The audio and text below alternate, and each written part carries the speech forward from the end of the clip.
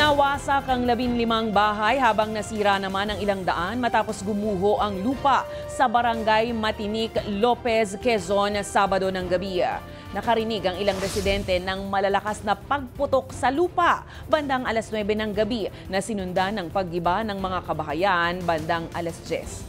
Walang nangyaring lindol o bagyo pero gumuho ang lupa at nasira ang riles ng tren at mga kalsada dahilan para isara ang mga ito. Wala ring supply ng tubig sa ilang pang lugar. Ayon sa ulat, slump movement o paglambot ng lupa ang tinutukoy ng mga otoridad bilang dahilan ng trahedya.